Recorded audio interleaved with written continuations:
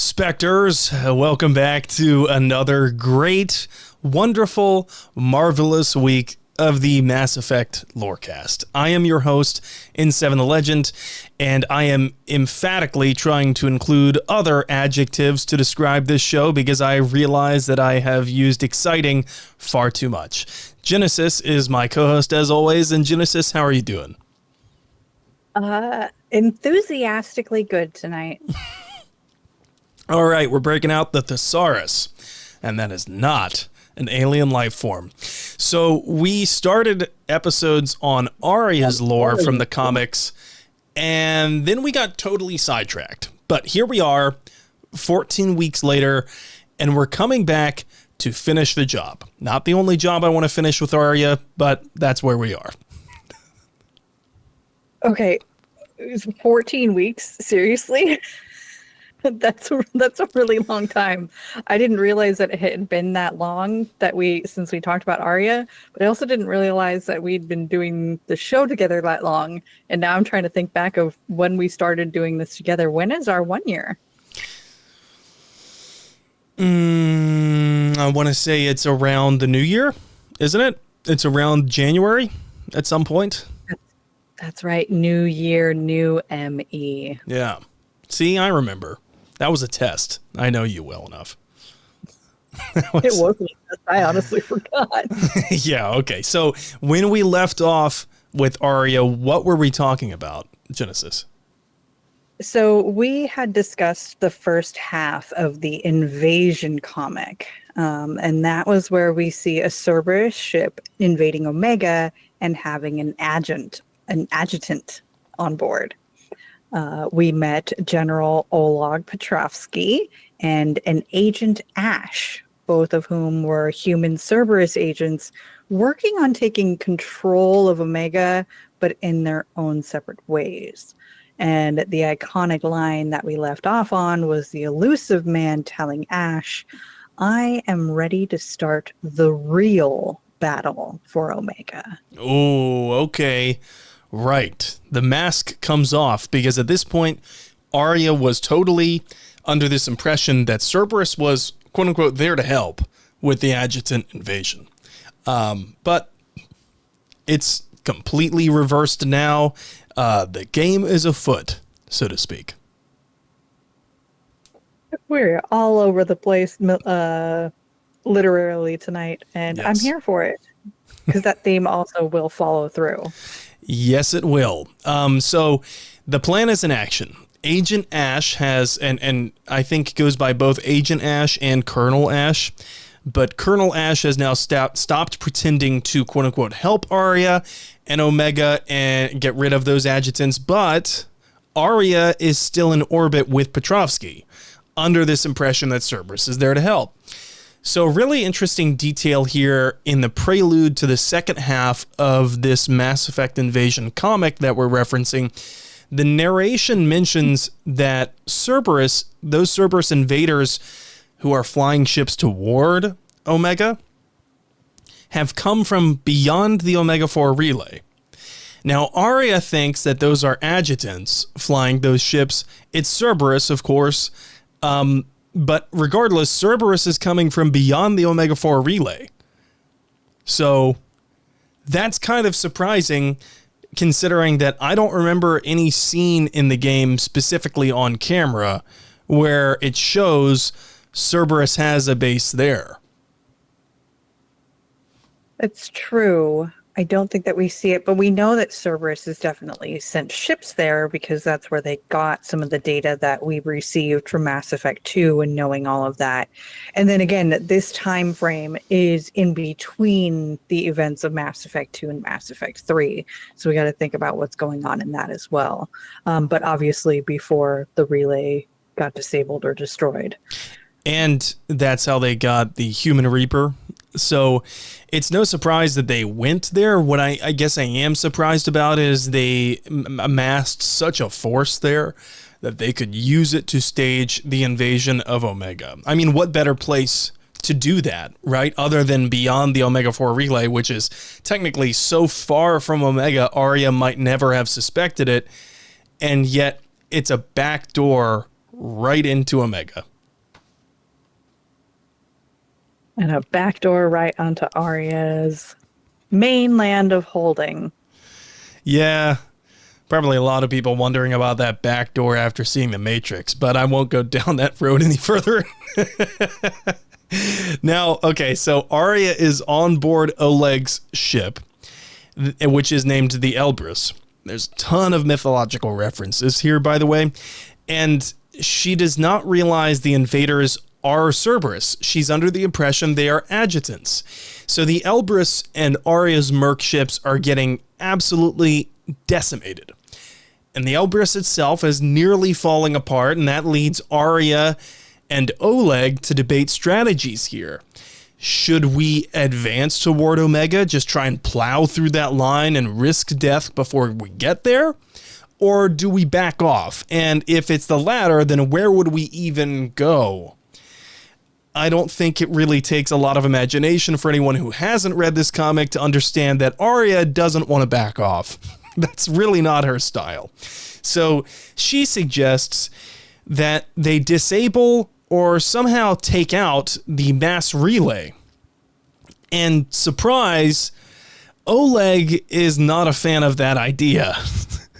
I wonder why Oleg doesn't want to take out or disable the mass relay that his own troops are coming from. And so we've got a panel here from the comic up on the screen, and you can read some of the dialogue boxes if you're watching along with us. And you can see that Oleg is quoting some old military doctrines in the midst of this battle, presumably to prove how much he loves history, how very smart he is, and how much he loves World War II documentaries.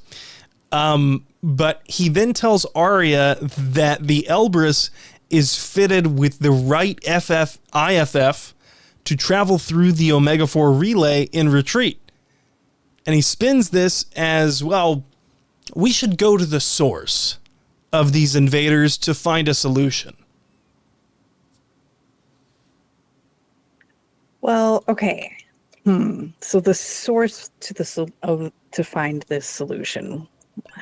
Arya doesn't find it at all peculiar that Cerberus happens to have the same IFF capabilities as the mysterious invaders. Yeah, right? That is kind of a huge hole where she might be like, am I walking into a trap? I guess the only excuse you could find is that she's so frantic because the ship's getting torn apart and she's more focused on leaving. She does not want to abandon Omega. Like, that is full stop.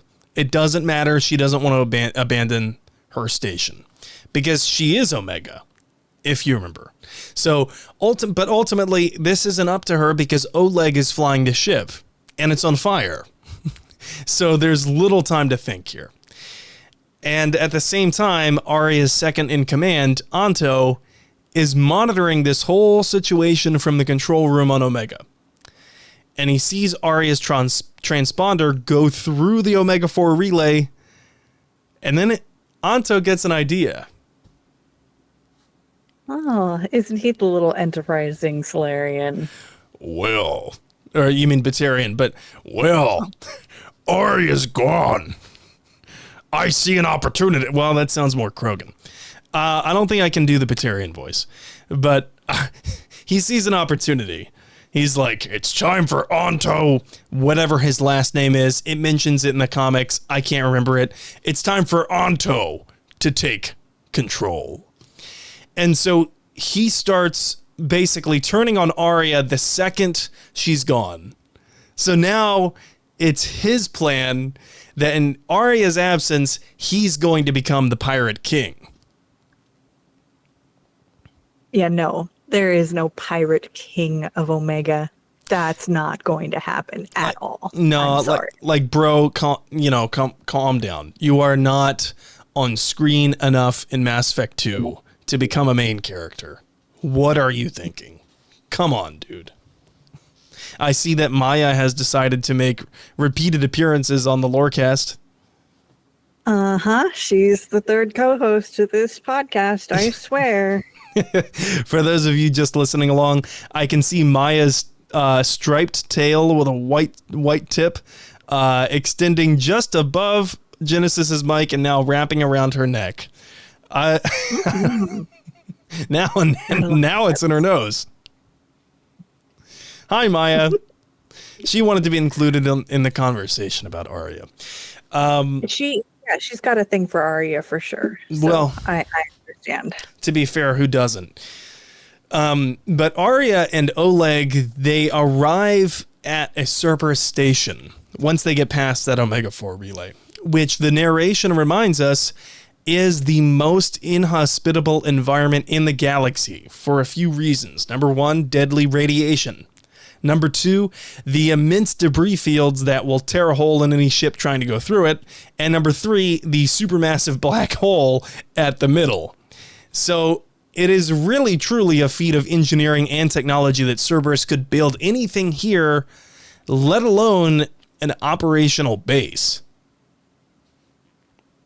Yeah, it's pretty intense. And I mean, I remember watching that scene during the suicide mission where it is extremely dangerous to be going through this relay. And that's with Joker manning the ship on one of the greatest ships built in order to fly through all this. And with all those upgrades that the Normandy got in Mass Effect 2, you have to wonder, did the Elusive Man just take note and keep records of those and is like, oh, okay. Well, with all of these upgrades, Shepard made it, so we'll just use some of these upgrades in the base that we're building. Oh, and by the way, here's a massive collector base that we can data mine. Mm-hmm. I also really liked the station name. The station name of Avernus. And, you know, that's definitely a hellish zone. It fits. It is, and for those mythology buffs out there, they'll probably recognize Avernus because of Lake Avernus, which was the fabled entrance to Hades. So, of course, the Elusive Man would name this base Avernus because Cerberus is what guards, the underworld from the land of the living, and Avernus is the entrance between the underworld and the land of the living. One might think that he kind of missed an opportunity to call the Charon relay Avernus, but Charon being the ferryman of the river Styx. Anyway, never mind. This isn't a mythology podcast. It's a Mass Effect one. And on the Avernus station, Arya is first to be on the station, not from Cerberus, according to Oleg. Huh. I mean, that's not cool. I mean, I don't know. I don't know what to do with that information because it's not like an achievement. Yay, Arya, for being the first at something. It's like, what the hell? She's probably pissed about this situation. And I would be getting increasingly suspicious if I were Arya. I would be getting increasingly suspicious because she has such a huge base so close to her system. And Oleg even calls it the staging area for our studies in this sector. But she calls it bullshit, saying that it's just a depot for their Reaper relics. She advises Oleg to just blow up the damn place, quote, but you won't because you don't want to lose your wretched treasure trove, end quote. I found that to be a really interesting thing for the pirate queen of Omega to say. You won't blow up this place because you don't want to lose your wretched treasure trove. So even the pirate queen has some standards. Yeah, she does have standards, but also I do like, it's a wretch, it's a treasure trove. These are very piratey things. Aria. Avernus Station be cursed. I heard old Pegleg walking down the hall. Oh, man, I need more pirate dialogue from Arya. That's what I need. Arya needs an eye patch at some point. Maybe she'll show up in the next game with an eye patch. Who knows? Maybe. Aren't Asari also kind of like lobsters where no one truly knows how old they get? I'm kidding. Anyway, so the two are being escorted by a Cerberus detail inside this base, inside Avernus. And they get to this lab where a scientist tells Oleg that they were experimenting on an adjutant trapped in steel. First of all, horrible idea. Don't do that. I don't know what provoked you to do. Actually, I do. I know exactly who provoked you to do that. But don't do that. Because they were experimenting on an incredibly deadly mutant trapped in steel. Trapped. When it began whispering to them. Didn't we see this already in Mass Effect 1 where it did not work? Even the Solarians who were in cages and in cells and completely shielded away could still hear the whispers. And you know what's totally inexcusable about this whole thing? Cerberus knows from firsthand experience, from the experiments that they ran on those uncharted worlds in Mass Effect 1. So Timmy Boy knows what the hell he's doing. And he knows damn well that this is likely to get out of hand, especially if he's aware that he is the villain. So now most of the facility is overrun because the whispering led to the adjutants breaking free, and then they killed people, and then they did what adjutants do. So speaking of which, adjutants start attacking this lab that they're in. And while Arya, Oleg, and the Cerberus troops are trying to hold them off, that scientist transforms into an adjutant too, which is really cool because there are very few points in the lore where we see that adjutants create other adjutants, just through like this almost zombie-like proliferation. Yeah, it's very interesting to see it, especially the way that they have it laid out in this comic book, and just the transformation that happens. I mean, in theory, we know that that's how husks work, and I guess we do see it when Saren gets completely reaper-fied, and we see his transformation, but to see it from an adjutant side is also really interesting. Right, exactly. And so cue the badass battle sequence, because there are some super cool artwork panels of Arya here, and I'm going to show them on screen right now. Arya whips out the biotics. My phrasing's on point today. And she is just unleashing what I can only describe as a biotic Kamehameha in one part of this. And it just kills all the remaining adjutants.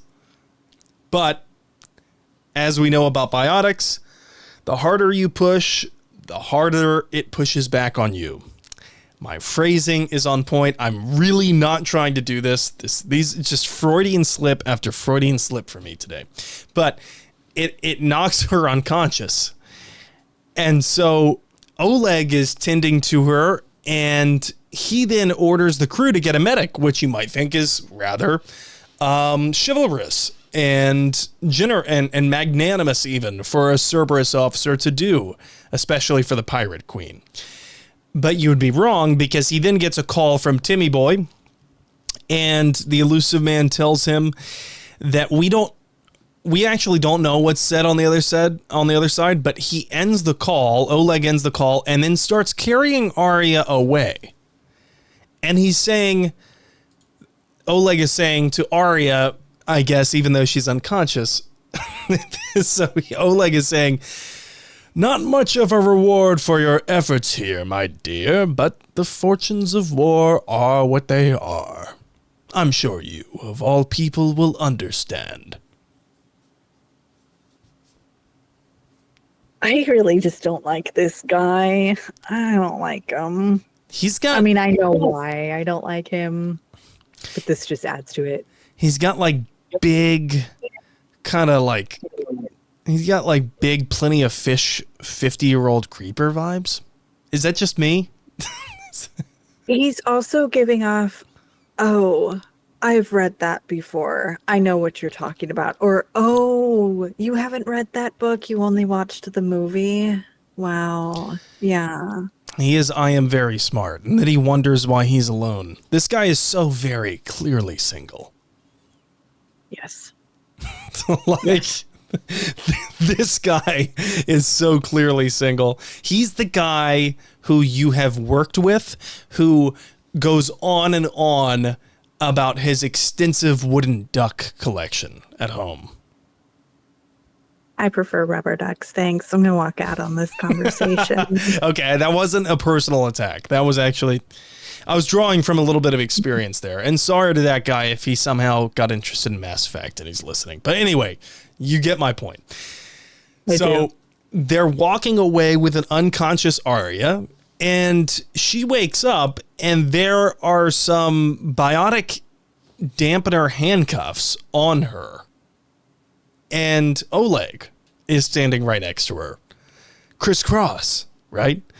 So she's confused somehow. I don't know how she hasn't caught on yet, but she's confused until Oleg shows her a recording of Agent Ash.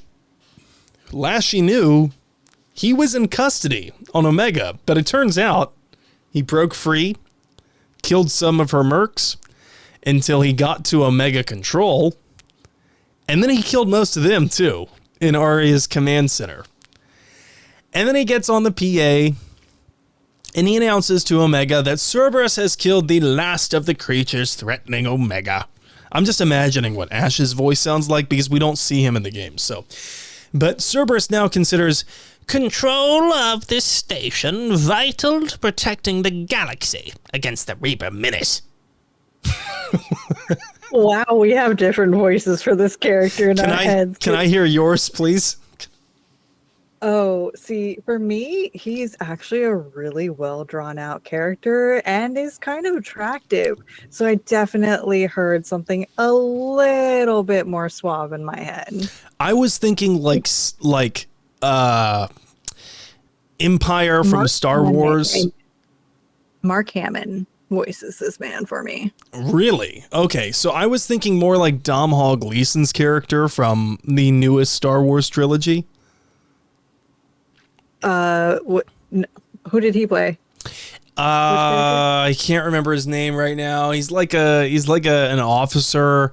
The famous scene is when he's in the AT-AT and Luke decides that he wants to meditate and go Super Saiyan. And then he's ordering. Yeah. Anyway, Kylo Ren is aboard. Anyway, you know who I'm talking about? The redhead Star Wars colonel. I think he might be from the Empire. Anyway. That's how I imagined Ash. I still want to hear your Ash voice. No, I can't pull off a Mark Hamill. You could try, but I'm not going to put the spotlight on you anymore. Okay, so Aria points out here that the adjutants actually came from Cerberus territory in Avernus. So what the hell is Ash talking about? And of course, this is the Cerberus playbook. Create an emergency, sweep in and you're the savior of said emergency, and use that to seize power. Wish we could say this was novel. No, unfortunately, it's very much not the first time or the last time we see this happening. I try not to watch too much news. But anyway, with that, let's go to the mid-break, shall we? We have beef, we have bacon, we have beer. The foods of my people. Young men have funny ideas of what Asari are like. I blame the extranet and computer games. Rex? Shepherd.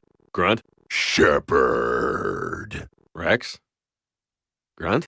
All right, here we are in the middle of the show, and we've got 2 new reviews for everyone. One comes from Hostronaut on Apple, who leaves a 5-star review and says, as someone who works in the space industry, okay, super cool, first of all, this game for me has been one that inspired a vision of a future of space exploration and development, and hearing you all talk about these topics each week has made me pick up the game again and again, appreciating it that much more. Thank you for all the research you put into this episode, or into each episode.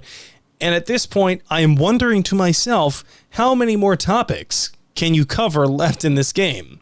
You all keep finding more. Hoping there's still a lot more to discuss in the future. Indeed there is, Hostronaut. Thank you for the kind words. And you can't see my creative living schedule. No one can. It's my passion. But I have a lot. I have a lot of topics left to go. Enough to last us at least another year and a half, maybe 2 years. I don't know. We'll see. That's the fun part. I always come up with more topics as I'm doing this show. But anyway, thank you, Hostronauts, so much. I'm very curious about what you do in the space industry. I'm also supremely jealous. So if your company's hiring, let me know, because I'm unemployed. Genesis, we also have another review, but this one sent to us in a message on Patreon. Yeah, from Karina. And it says, while I'm here, I want to say how much I love your podcast. You pour so much heart and effort into it, and it really shows. This show has helped me through some very difficult times, and I truly can't thank you enough. I'm looking forward to chatting with you soon. Take care. Thank you, Karina. That's so kind of you. Yeah, I try to leave everything on the field, so to speak, with this show. The show's my baby. And I know that every week Genesis tries to do the same. Yeah, I have a story very similar. I'll just take a 2-second tangent here. And like 2-3 years back, I was leaving a dear friend's funeral. He died way too early in life.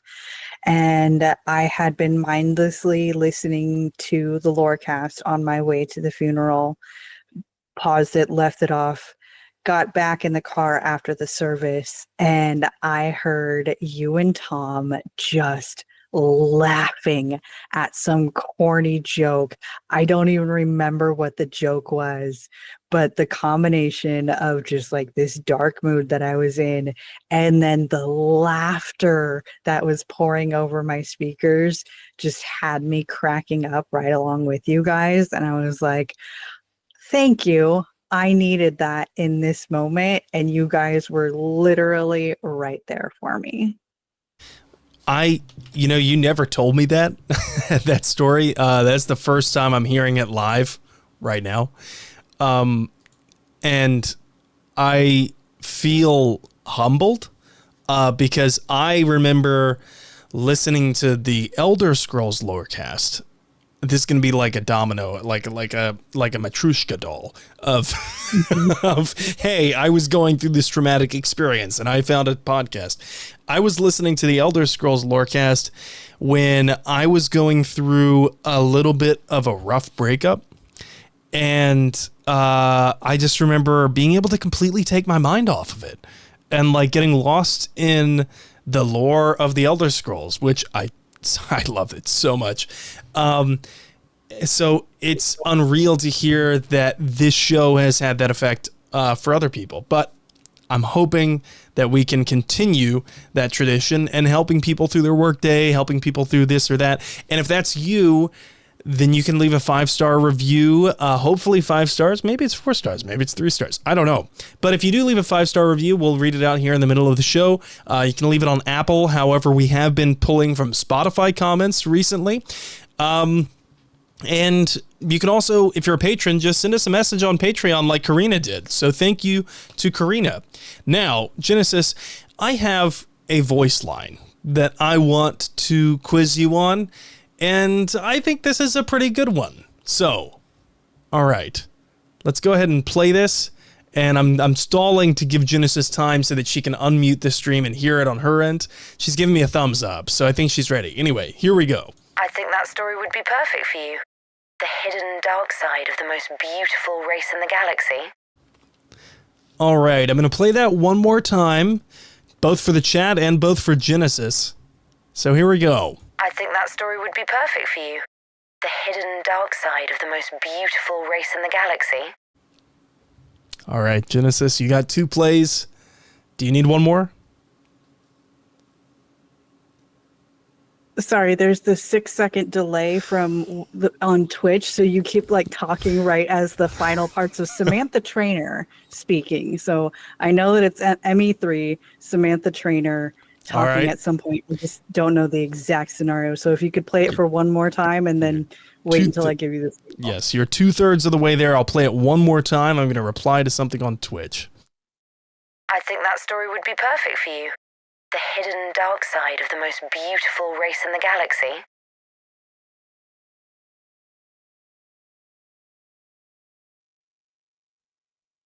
Okay, the beautiful dark side of the hidden race of the galaxy. Is she talking about Tally? You were very close with Trainer and Mass Effect 3, but it was not Tally. I'll give you one more guess. Is she talking about Liara? Like this one has me stumped. Closer. So she was actually talking to Diana Allers, if that helps.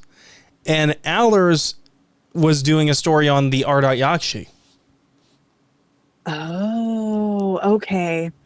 The fact that it was over an intercom should have clued it in that Trainer was talking to somebody in one of the side rooms and doing a story on it. That would have been Diana Allers, who should have been somebody else.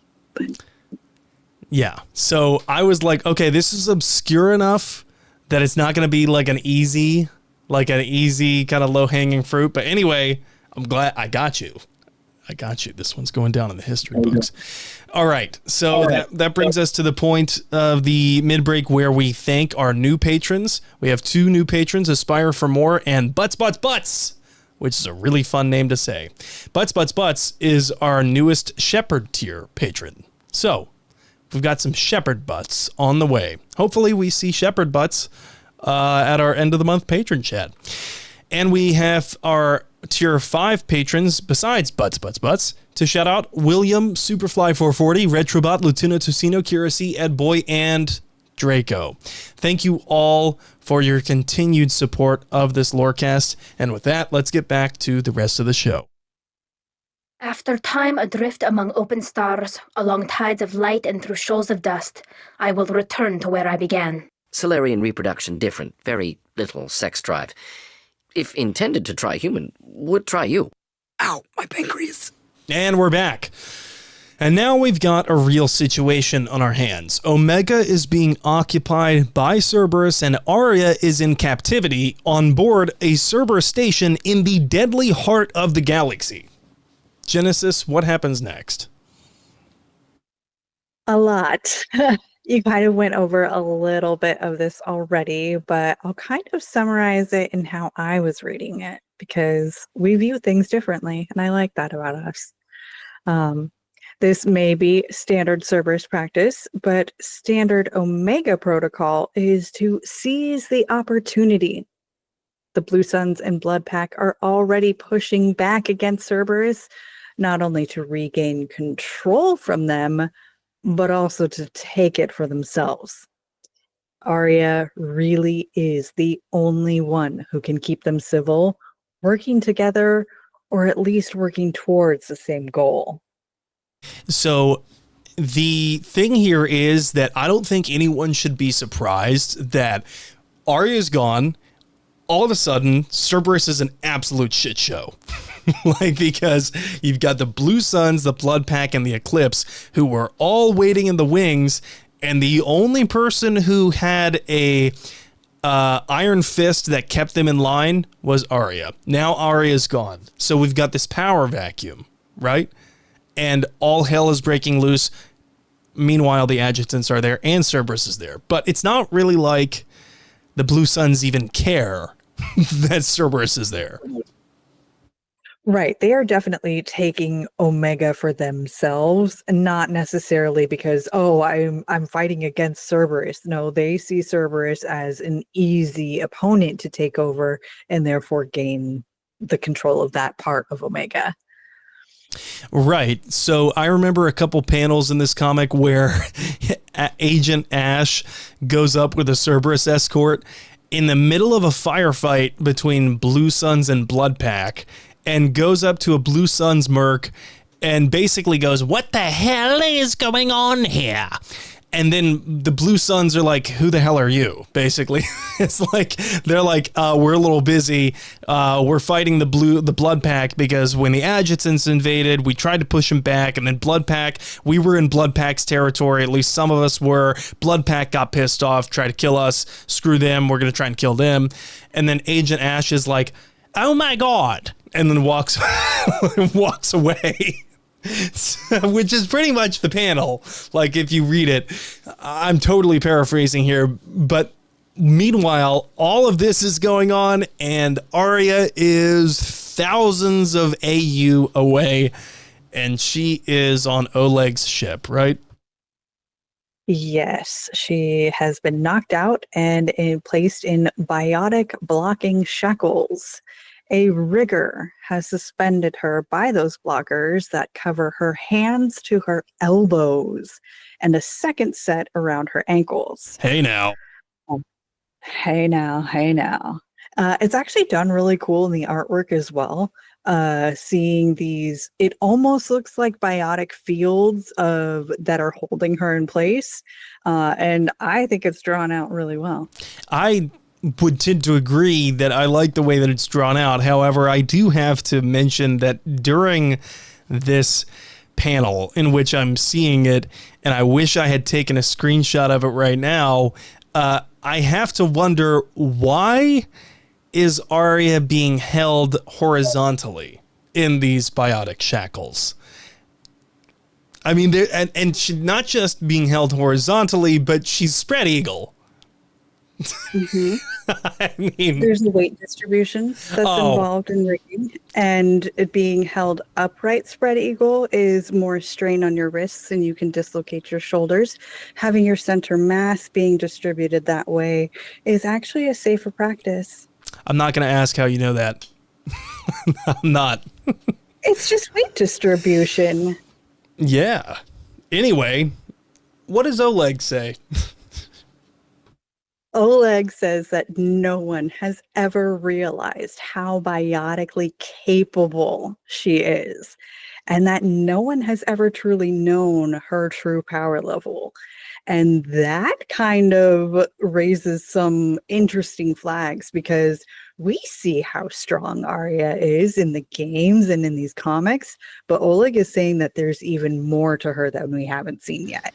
To me, it sounds like Oleg intends to find out, but in the worst possible way. I think he probably is going to. I have a little inkling on how this whole mission plays out by the end of the game.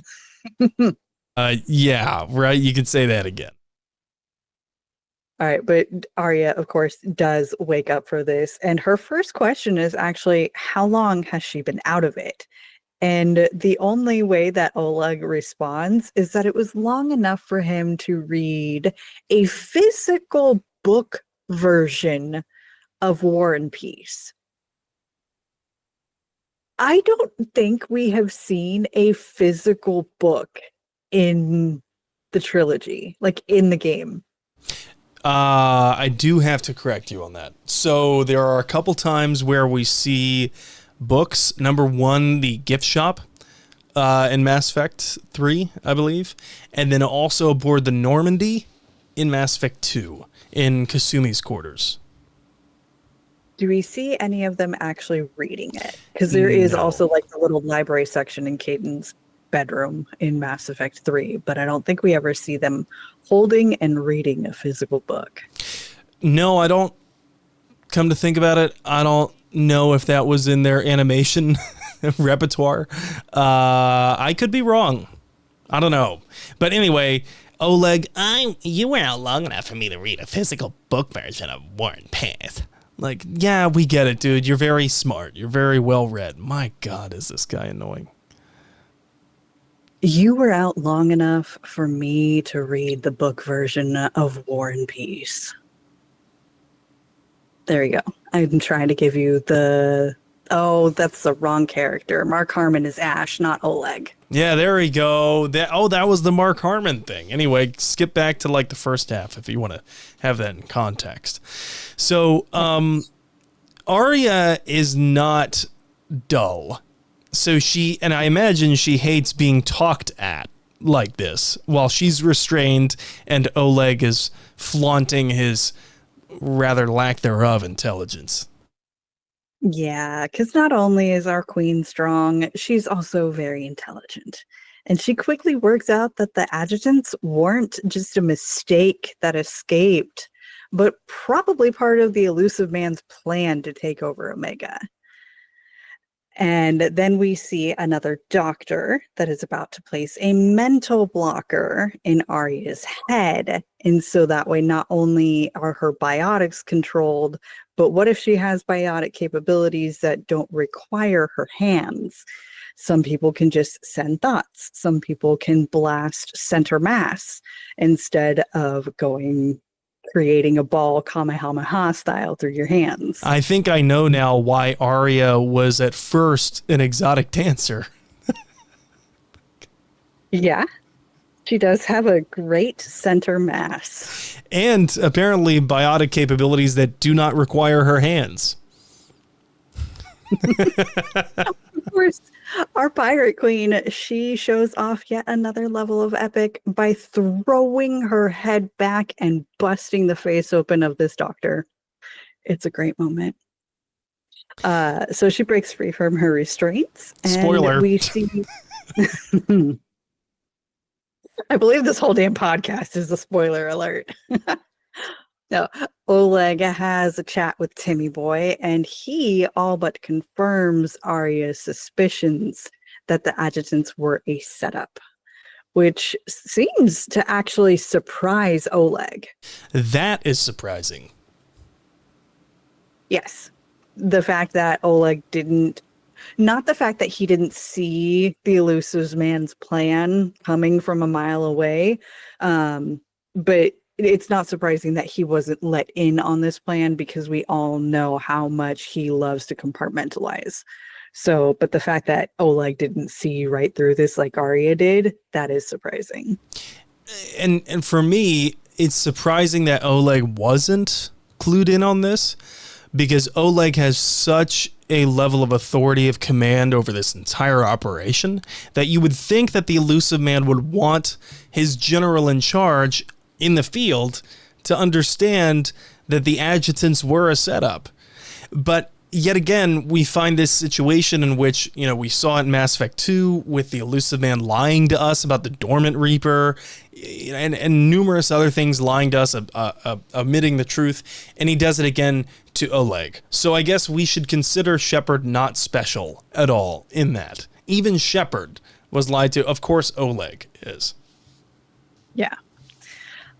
So back to Arya. Through her sheer martial and biotic force, she is able to take out enough Cerberus agents to make Oleg re-dock on Omega, which is wow, because she threatened to airlock the remainder of the crew. And Oleg actually agreed that he didn't want any more Cerberus lives needlessly lost. And I appreciate that, which is weird for me to be taking Oleg's side, but he's actually being protective of his crew. They are all human, though, so it makes sense. Right. Now, but he has an ace up his sleeve, right? He does, because he was just going to turn on her in the last moment. But again, Arya saw that coming from a mile away and then went to kick his ass and completely broke free again, making it back to Omega. So that is how Arya got back on Omega. And the next few pages, actually quite a few pages, is just a lot of back and forth of Arya working with the merc groups and Oleg trying to outmaneuver her. But for me, it really boils down to page 253 of the omnibus version. It's a beautifully drawn out page, and I hear the narrator boxes being voiced by Aria in my head. It follows the same theme of that Oleg is trying to run old human battle stories, trying to get the previous wins that we know from history and lore retold as his own. And I will read the narrator boxes for you. For General Petrovsky, every engagement provides the chance to test another earthly military maxim on a cosmic battlefield. Here on Omega comes the chance to test from one of the ancient fields of jungle warfare. The guerrilla wins if he does not lose the conventional army. The conventional army loses if it does not win.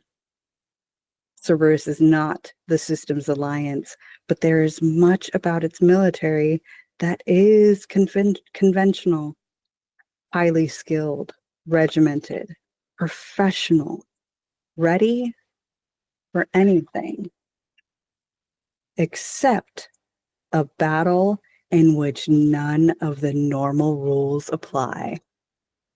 And I just think that that is so perfect for everything that Arya is doing. She knows that the person she's up against in this fight is going to be regimented, is going to be following the rules of engagement, is going to be following these old school battles.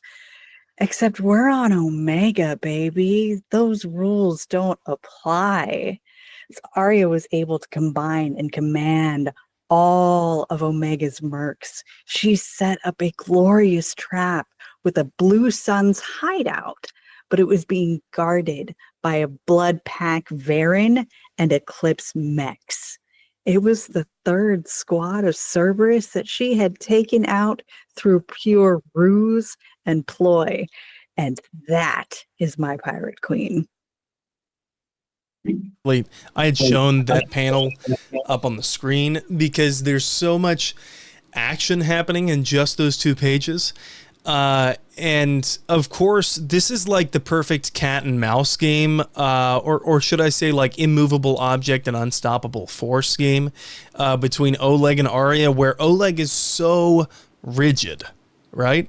And Arya is the definition of fluid. She doesn't really have any rules or credo that she lives by. Besides protecting Omega at all costs, she doesn't really have any strict rules. She's going with the flow and constantly manipulating and maneuvering to find the upper hand in every situation. Whereas Oleg is so big into his military doctrine, he cannot think outside the box. Exactly. He is all about send the soldier that way, make the reports read out this thing, do everything like this. And Arya's like, no, let me mix and match. Let me recombine. Let me play with the configuration of who I have to work here. And it just makes it for a beautiful play. And then, yeah. So what are you going to say?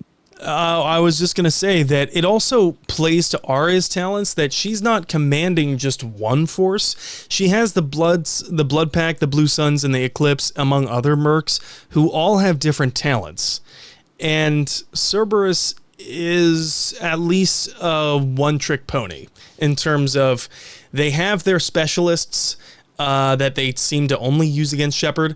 But in this battle, they seem to just be throwing waves of mechs and assault troopers at everything. Yeah. And near the end of this, Petrovsky is realizing that this full frontal attack is not really going to work. And then he makes his play. And he calls for the pullout. Hey. And Omega is again an open city, and that the adjutants are loose again. Now, Arya knows that this is a lie, but not exactly how. And she realizes that Oleg is playing this off thinking that it's MacArthur in Manila. Now, I don't know this story. And this is a World War II reference, but go on. Okay. But because Oleg is not the only one who can read, thank you very much, Arya is also queen. Now, the next thing that we see is that she is scouting out a group of humans and knows enough of her own Omega citizens to clearly see that even if they are in Blue Sun's armor, they aren't her people. She can tell that these are Cerberus playing dress up. Live by the ploy, die by the ploy. She springs her own trap inside of the setup trap, inside of a setup, inside of a ploy. It gets really meta in here. Crisscross. All right. And so what is her trap? She sends Anto and a few other mercs, Krogan, and a Vorcha, posing as refugees that had been hiding out in the former plague zone. And so there's a cute little callback to the plague zone that we cured. And unfortunately, Cerberus knows that we cured the plague zone.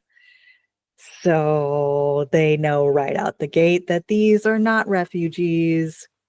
So, yeah, unfortunately, Ash also had an agenda running right side along Oleg. And he decided to free a Reaper adjutant and let that wipe out the competition. Adjutant then killed Anto, but then it killed Ash too by attacking him and turning him, beginning the transformation into an adjutant. So we get to see this transformation starting again. Arya took down the big giant beastie, and while Ash is transforming, Oleg killed him. I can just hear Ash right now. I can hear him going, "Go, my little minion." And then the adjutant like sicks Anto, and he's like, "Yes, yes." And then it finishes eating Anto, and it turns around and looks at him like, "Rrr." And he's like, "No, what are you doing? No. Ah." I like that voice for Anto or for Ash much more now. Okay, All right, we'll stick all with right. that one. See, I knew you'd come around. All right, so Anto's dead, so no usurping for him, but Arya and Oleg are still around, even though Ash is dead too. Yeah, so the 3D chess is still being played in this moment. And Oleg reveals his original plan that was part of the setup. And he now has enough Cerberus ships surrounding Omega to completely obliterate the base and burn it to the ground. Would he really do that? Because the elusive man, according to Ash, wants Omega as a staging base? I think that he wouldn't necessarily burn everything to the ground, but there's enough firepower to decimate the population of Omega. And I think it's the threat of the population, not necessarily the base itself, that is what Arya decides is the price is too high to pay. And so she decides to make a run for it. And that doesn't seem like our pirate queen, but it's the right choice for Omega as a whole in this moment, and that's why she chooses it. So she does care. She does care, and she takes that. But not until she reminds Oleg that in the end, MacArthur retook that city, meaning that somehow, someday, Arya will return. Okay, I see that World War II reference coming full circle with MacArthur returning to the Philippines. That's awesome. So that really leads us into the very beginning of Arya's Omega DLC in Mass Effect 3. Yeah, because the final panel is her on a ship flying out, and then it says continued in the events of Mass Effect 3. And I was like, oh, there's just something exciting about reading that, even though I already know exactly what's going to happen. Trying to picture about like how if I were reading this before I got my hands on ME3, like how cool it would have been to already have had this story going on in my head going into the Omega DLC. Yeah, come to think about it, I didn't read any of the comics before playing all the games. I wonder if anyone has, and I'd love to hear from them. Especially, you can leave some comments on our YouTube or Spotify, or you can email us. But that is all we have for the rest of the Mass Effect Invasion comic. I know last week we said we were going to talk about Paul Grayson, and I promise you we're going to get there, but we got a little bit more lore to talk about with Arya, if I'm not mistaken. And so I do want to finish off Arya's episodes, and then we will jump over to Paul Grayson, probably throw in some corporations if we can find them between now and then. But Genesis, this has been a great episode. It has. Aria is always great to talk about, and I love learning more and more of her backstory. I do too. I will never turn down a chance to view Arya's backstory. But that is all we got for this week, Spectres. Genesis, how can people get a hold of you? What do you got going on by next week? Yeah, so you can always hit me up on the Discord. It's Genesis with a J. You can also follow me on the social medias. I rarely post, but at least it's a way to connect and DM if you would like.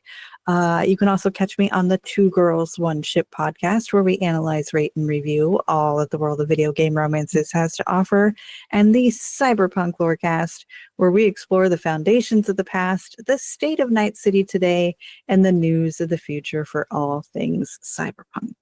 All right. Highly recommend all those shows. In the meantime, I am kind of playing stay-at-home dad right now, so I don't think I have any streams coming up. I'm trying to work that back into my schedule. Also, still busy applying to other jobs for a full-time job. So life is busy right now. But if people want to chat over Discord in the Robots Radio Discord, I'm always down to chat. Just join and then go to the Mass Effect Lorecast channel. You can tag me with your thoughts of the most recent episode. And until next time, Spectres, we should go. Take care.